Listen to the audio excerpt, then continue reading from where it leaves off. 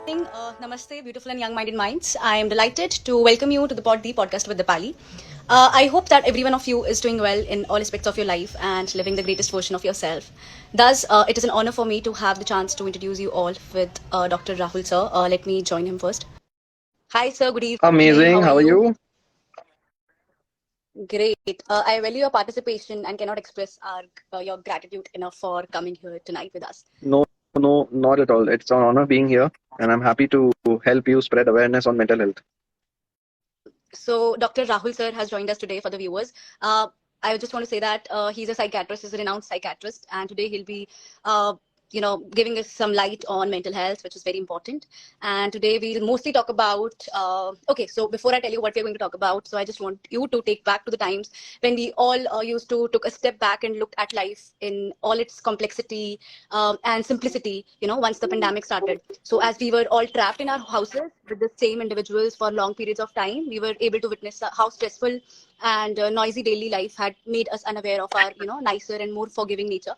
So we'll be talking about today mental health and how to prioritize your mental health basically, and how to be more vigilant about this term that is mental health. So before further delay, let's dive into the most awaited and most beautiful session. So are you excited? Absolutely. Shall we Let's start? start. All right, sir. So, my first question to you, sir, is that I have a very basic question for you, sir, to start with. Like, we have heard a lot about mental health, but I want to ask the doctor, the psychiatrist, what precisely mental health is and what it should be an individual's top concern when we are talking about mental health. So, just like the term suggests, mental health divided into two parts. Mental means the mind, health means our health. So, just like how there is physical health, which means the health of the body, mental health means health of the mind. So, what is this mind? This mind is part of our brain which thinks, feels, and eventually, because of these two, behaves. So, when we are thinking positively and we are feeling positive, we behave positively.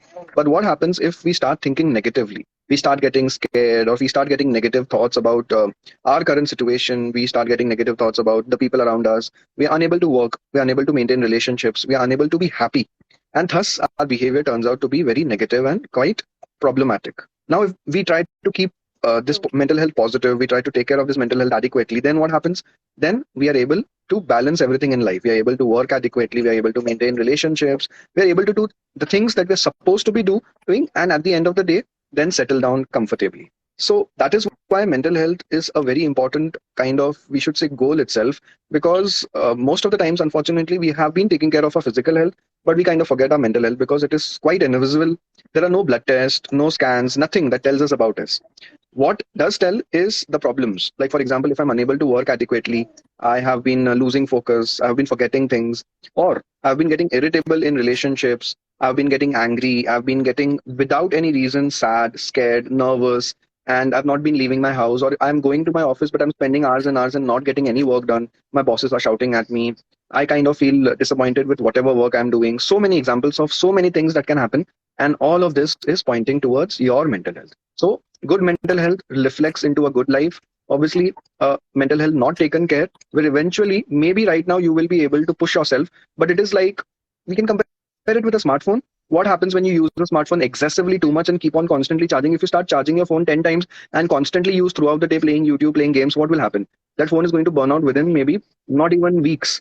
While if you take care of it, you charge adequately, properly, take care of the battery, don't overuse it, it can go on for years and years. Absolutely. You talked about that mental health is invisible. That's completely true. But even if it is invisible, it is reflected in some parts of your behavior which you have to be aware of. And how can you be aware of? Like, it's very important that you should be aware that you are going with certain problems in life, which sir accentuated right now. That if you're not able to go with the hustle bustle situation of your life, with the normal functioning of your life, that means you need to go to the psychiatrist or psychologist for the help. And seeking psychologists and psychiatrists is not like a bad thing, or it shouldn't be like a taboo, which is there, still there in the country. So that should be like eradicated by you, and change starts with you. So I request everyone that if there is some kind of problem arises in terms of mental health, then please go and consult psychiatrists and psychologists, not specifically Dr. Rahul sir. you can go to any psychiatrist or psychologist for any kind of mental health problems if you are suffering through. So I hope that the viewers are clear with what is mental health, because it's a very a, a very basic question, I must say, but a very important one, because people talk about much about mental health, and Rahul sir very well explained that what actually mental health is. So thank you so much, sir, for answering so well. And coming to the next question, I want to ask you that in a society where most people see each other as competitors, everyone is going in that bhid chal कि मेरे को इससे compare करा जाता है, मतलब शर्मा जी का बेटा with अपना बेटा. So it's important to keep connections, that boost your confidence. It's very important to go out and hang out with people. It's very important to go in that competitive world. So keeping in touch with people you like and want can help reduce stress and anxiety at the same time, and can boost your self-confidence. But occasionally when you are lonely, the person who is lonely, they forgets where to draw the line in that connection. कहाँ पर वो line draw करे, कहाँ पर उस line को. कभी कभार क्या होता है कि हम जब लोनली होते हैं तो हम ज्यादा बंदे से कनेक्ट करना स्टार्ट कर देते हैं. The person who is lonely वो ज्यादा इंडल्ज हो जाता है एक दूसरे पर्सन की लाइफ में. Like when a couple talks too much for hours and hours and hours, then one of them becomes bored and keeps their distance, which affects both of their mental health. So what is your say on this, sir, that as a psychiatrist, और आपके पास भी बहुत ऐसे cases आते होंगे couples के जहाँ पर they are into their honeymoon phase and after some time जहाँ पर उनका बहुत ज्यादा एक्सेस में टाइम स्पेंड हो गया, जहाँ पर वो बाउंड्रीज नहीं मेंटेन कर पाए, वहां पर उनके जो फिर है कनेक्शंस में प्रॉब्लम्स आनी स्टार्ट हो गई. So the answer is quite easily something that we can understand on our own as well. Something that we should do, but unfortunately we are not able to do, is to draw the boundary. We need to understand the limitations of our own mental health. Like, for example, I should know how much time I can work, how much time I should be giving to my partner, how much time I should be giving to my friends. In a way, we should know what is the needs in our life and what are the wants of our life. We don't necessarily need to finish the wants, because the wants are the desires, but the needs are the basic needs. The needs are things that we need, and it should be there for us. So naturally, what we need to do about this is to know where we should, stop and tell the other person that this is where I'm getting exhausted. I'm not, being able to be there with you, and that would be counterproductive. And automatically, the partner, if the partner is with you in this relationship, they would always understand it and automatically be comfortable accepting your needs and your demands. And at the same time, sometimes you would be doing the same for the other person as well. So when you say a couple, we obviously do a lot of couple counseling. We make the couple understand that it's not easy for the couple to be with each other. It's a very difficult task. Two different personalities, two different needs, two different expectations. But at the end, at one point, one has to put below the other. And at some other point, one has to put above the other. And that way the balance is maintained. So if you're getting exhausted without being able to tell your partner about this, then that means that your relationship isn't managed well. And that itself is a negative point in the relationship itself. So as I said. So do you think that boundaries are important in relationship than love? Like similar to love, like it's important, like when to say no to the individual, when to say no to the partner. It's very important. Yeah. Go ahead.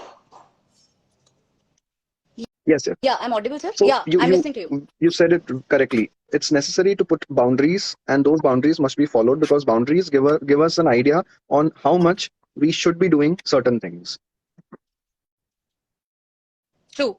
And so when you say yes, when you want to say no, you don't, you forcefully say yes to someone, and you want to say no at that moment, and you put others' happiness before your own by compromising your own mental health. You don't set limitations and prioritize yourself. You prioritize your home course over others, over your own self. You prioritize friends over your own self. So when you are fatigued from work, you shouldn't feel terrible about declining dinner invites, working late, or offering emotional support to the individuals. So I believe that self-care also involves saying no sometimes. And so, but saying no is very hard nowadays for certain individuals, and this is the sole reason they struggle to settle or rest in any of the relationship. My question to you is that how one can develop this art of saying no when they really mean to say that they want to say no? To be very blunt, it's very easy to say no. Yes, it's very easy. We can just say no, but then we are scared. We're worried. If we say no, will it hurt the other person? Will it disturb the other person? Will we kind of strain the relationship with this other important person before saying no? So that is why we should be careful in this saying no. But that does not mean that we let our mental health get compromised because of not saying no. So the kind of idea that you should have to know how to say no is learn to be assertive. Assertiveness training is actually available with a lot of life coaches and a lot of psychologists. Assertiveness means being able to say no without being rude, without being unnecessarily harsh. At the same time, putting across your point and letting the other person know that this was where you couldn't do anymore.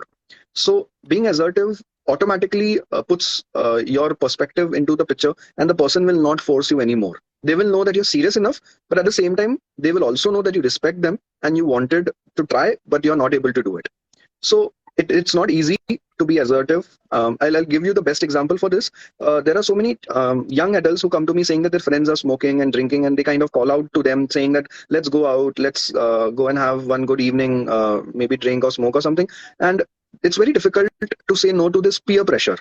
So how do we refrain from doing this? That's true. It's very easy. You need to let them know that yes, your no does not mean that you're not a friend to them. Your no is only that you are not interested in the drinking and smoking, and you cannot equate drinking, smoking with your friendship to them. And if that is all they think of it as friendship, then it's not really a friendship. So that's the same that applies to all kinds of relationships, and including your relationship in your workplace with your colleagues, with your boss as well. You need to know that you should be able to say no before unnecessarily going into a burnout and not being able to work at all. So it's better, obviously, to say no beforehand itself. And it's very important to set boundaries and then finding your peace. I was reading a very interesting book called uh, Set Boundaries and Find Peace by author Nidra. And also there is one book called Boundaries, which I recently completed, that was written by Dr. Henry Cloud and Dr. John Townsend. You can go and read those books. That is definitely going to help you out with boundaries, like how to heal, how to go with the boundaries, how to heal from relationships, which kind of boundaries you should have with your friends, which kind of boundaries you should have with your family members, which kind of boundaries you should have with your partners, if you are with romantic partners or any kind of partners, for that matter. So it's very important that you have that kind of boundaries in any relationship, and that really make your relationship very enriching and a successful relationship, because it's very important that you're giving time to your partners to grow. So if you are just not giving the partners their own time, then it is really going to be exhausting for the other individual to be with you all 24 hours. Like, it's okay for sometimes, if you need them, then it's fine. But if you really think that this should be available for you 24 hours, that would be a very difficult for other individual to be in that boat for you. So yeah, that is about boundaries. And my next question to you, sir, is that are mental and physical health related? Like, like, can positive self talk and exercise contribute to good mental health? It's a very Yes, general question for and us. a very important one too, because yes, both are interrelated. A good physical health automatically helps in a good mental health. A good mental health again leads to a good physical health. And a best example of that would be if you're fine, hale and hearty, you eat well, so you naturally feel happy. Haven't most of us heard of the term called foodgasm? That means that we feel so happy after eating certain kinds of food. So automatically your eating and your physical health is leading to a good mental health. What about the vice versa? Yes, if you're happy, if you're relaxed, then automatically you can wake up in the morning, you can go for walks, you can go for working out, you take care of your physical health, you want to be fit, you want to have those six packs. Why? Because automatically your happiness is kind of connected with it. So both are interconnected. In fact, when we get anxious, when we go into an episode of depression or something, we lose our appetite, we lose our sleep, and we start deteriorating on the physical health front too. A lot of people come to me saying that they're having chest pain, they're having stomach pain, and they have not found any results in the blood test, in the scans. No other doctor has been able to understand what it is. And that's when we diagnose it as anxiety disorder. And it turns out that yes, your mental health has been affecting your physical health as well. So, very importantly connected with each other. And yes, if you take care of both simultaneously, only then you can have optimum health. Thank you, sir, for answering it very clearly to our viewers, because it's very it's like कि आप physically fit हो, लोग gym जाते हैं, लोग yoga centers जाते हैं, बहुत सारी जगह जाते हैं physically fit होने के लिए, but what you are doing for your mental health, that's very important. Like, you should do meditation at least 10 minutes for your mental health and for your soul, because that is what you are giving food to your soul. Because it's important, it's very significant that आप mentally भी अपने कुछ उस level पर आप अपना काम कर रहे हो, so that you both your physical and mental health is going simultaneously. अगर एक भी चीज अच्छे से नहीं वो करी, for example, I have given like एक बार और अपनी लाइफ में एक बार बात करी थी, जहाँ पर I told about my own experience, जहाँ पर I was feeling stress, I was very anxious at some point in my life, so I'm athlete actually, and I couldn't work out the next day because of my stress and because of my anxiety. So my stamina was very down at that point of time. So just imagine that how your mental health and physical health is correlated, and how they both are positively like related to each other. If your mental health is not well, you will definitely going to do good in your physical health as well. So going to gym is okay, but seeking help and seeking psychiatrist, psychologist is also important and necessary in your life. And it should be like normal visits which you have for your physical well-being, like puri body checkup ho jati hai. But what about again the mental health? So that is also an important aspect which should be noted to all the viewers. All right, so my next question to you is that our lives increasingly nowadays involve social media, and its influence on our mental health a lot, and is growing more pervasive nowadays because people are all onto social media, and even today we are talking that is also through the means of social media. So social media may have both beneficial and bad effects on mental health, and this is a broad issue that may be discussed at length. But I really want you to guide us through the good and the bad aspects of social networking and its consequences on our well-being, that how social media can have the good and the bad, like badly impact the So individuals. a very broad question, which requires a broad answer as well. But yes, in short, I could say that we all know, we have heard about this a lot as well in the COVID times and even post-COVID times. Initially, social media turned out to be quite beneficial. We started to learn a lot of things. Internet gave us everything that we needed at our fingertips.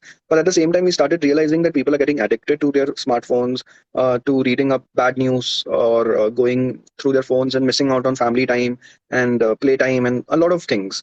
So keeping a balance between the two is extremely. Sorry to interrupt you, sir, here as well. Like, I just want to accentuate here again about boundaries. Like, we also lack some kind of boundaries with social media as well. Like, our screen time on Instagram, on Facebook, on YouTube, on Twitter, whatever you are addicted to, is too much. Like, आप family के साथ भी बैठे हो तो भी आपके हाथ में WhatsApp या Instagram कुछ भी खुला हुआ होता है. So just imagine that how much addicted. First, you have to acknowledge that fact कि how much addicted you are. So you're very well said that addiction जो है वो ज़्यादा increase हो गया. And Please continue, sir. that is what so many books are also based on. Like, for example, Atomic Habits speaks of a few minutes of minusing your Instagram use or social media use, and that leads to a huge turnout in your daily activities. Then there are books called as dopamine detox, because using social media releases a chemical called as dopamine. This dopamine is a very negative, it's initially a good neurochemical. It is a pleasure neurochemical. It makes you feel happy temporarily, momentarily. If it is released once in a while, it is excellent. But if it is released continuously, repeatedly, then it leads to a problem where you cannot feel happiness apart from getting this kick. And that's what happens with social media. So leaving social media then becomes a task. It's like similar to any kind of even psychoactive substance like drugs, which when you are trying to quit, we develop withdrawal symptoms. You same way develop withdrawal symptoms when you're trying to quit using your phone and social media and so on.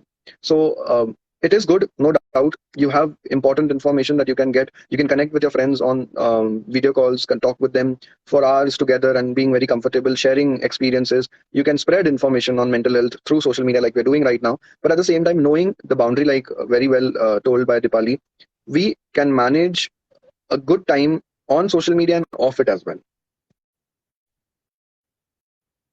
Yeah, it's very important. Like detoxing from social media is also good. I guess can help. Sometimes taking off from social media. Sometimes just being with the moment, just being with the greenery, just being with the family members, just being with your loved ones can also help to eradicate this addiction. But if it is in a very excess, then you should really go and consult some professional for the help, because it is as addictive. Social media and mobile phones is as addictive as drugs and other alcohol stuff. So it's very important that you're working on that as well, because for your mental health, for prioritizing your mental health, it's very important that you're using your gadgets, whether it's mobile phone, iPad, laptops, very wisely and very judiciously, because that is really important. That is really going to make difference in your mental health, whether your mental health is going to be healthy or whether it is going to be deteriorated because of using these kind of gadgets. Like, I just want to give one more example, and then I'll sum up. So one more example could be like, so like I read my digital books, and it's very difficult for me to switch to those to switch off my laptop before sleeping.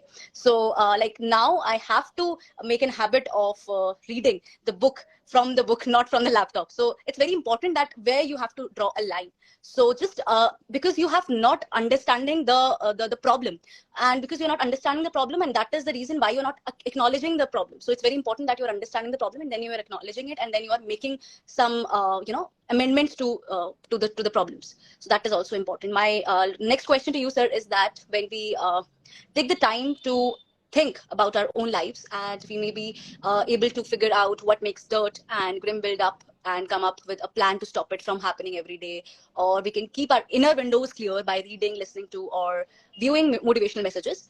But what would you recommend for someone whose window is so foggy that it's difficult to see out of it? Like I'm just talking about here by window and by dirt is like the problems, the cloud which has been made in their So mind of so much of things that happening, clearly especially of and youngsters. automatically Yeah. means that the problems have become so overwhelming, so excessive that we are not able to see things clearly. And when does that happen? See, remember, our brain is the best processor available in the world.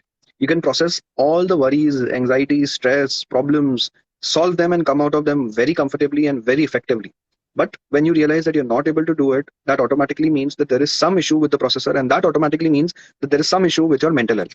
And when that is happening, the best way, the natural way to solve it is taking care of it. Initially, you can try with some exercises like going for a mindfulness exercise, maybe taking out time from your work, maybe spending more time with your family. If it still does not work out, going for a few sessions with therapists, with counselors helps a lot. Maybe talking out your problems gives us a third person's perspective on how to solve these problems. And eventually, when still that does not work out and it feels that nothing can be better, then yes, visiting a psychiatrist and taking some treatment for the same is definitely beneficial, because this is where we call it as a condition called as anxiety, depression, or so on. And it is a real condition. It is a problem in which there is this chemical imbalance. This chemical imbalance leads to all these problems, which are not going to get better only by talking or only by maybe some meditation or exercises. So yes, you should know which stage you're at, and let a therapist let you know that. You can just go and talk with them about it, and they will always be happy to help you figure it out. Thank you, sir, for informing all the viewers about the same. And it's very important and essential that people should know that they are going through this, and they should acknowledge, and they should visit the psychiatrist or psychologist or any professional for their help. My last question to you, sir, is that any books you want to recommend to people to prioritize their mental health, or mental health for that matter? So there have been multiple self-help books available on the internet. Two books I've already recommended to you, like which I've read recently about boundaries. So that books viewers can definitely go and have a look at it, have a look at them to have a good boundaries with in their relationships. You can, Any other you books can, apart from this? rather than naming the books, I'll say one thing. Naming, you'll find the names on the internet very easily. Hundreds of people would have told you about them. But my best suggestion to you over here would be that rather than reading multiple books, read a few books and don't kind of think that that experience will work on you as well. Every person has a different way of experiencing things. You cannot feel the exact way the other person is feeling. What you can rather do in this situation is understand the point there, the idea there, and then try and apply that same thing to yourself. So yes, read books, multiple books. Like there is this book called as The Happiness Trap, or like I already spoke of, Atomic Habits, or The Monk Who Sold His Ferrari. So many books which explain their experiences on how they have found a way to be peaceful. But your own peace is with you, and you can figure it out by yourself and write a self-help book as well. That's great, and that's really motivating to all the viewers out there. It was great to hear what you had to say, sir, and it was very informative sessions. And my fortune, I'm feeling very privileged to have a good conversation with you. And I want to thank everyone who watched until the end. But that wasn't the end, because I plan to contact sir again for more informative sessions. So stay tuned, Dr. Rahul sir. Really thank you, and everything. All credit goes to Rahul sir for making this podcast successful, this episode successful actually. And finally, in the end, I want to say that when we face difficulties and are depressed or are going through any rough patch in life, we often confide in our friends, family members, but sometimes nothing seems to help. So at such moments, you should not resist getting psychological help. And currently, seeking psychological therapy does not necessarily require seeing a psychiatrist, or because as there are other specialists also who may be who may help you through that journey. So these professionals include behavior experts, life coaches, and several types of therapist. So anyone like जो भी आपको suit करता है उनके साथ आप जाइए और अपनी प्रॉब्लम्स शेयर करिए. And definitely there is a solution which will going to help you, and there is a way which is really going to help you out. So you should always feel comfortable conversing with your practitioners, or you should seek out someone with whom you have a better rapport. So yeah, with this note, I end this episode and finally bow down to the divine that dwells in all of you. Please accept my pranayams and offering of respect. Thank you so much, sir. Thank you for coming and for your precious Thank time. you, and take care, Thank everyone. you.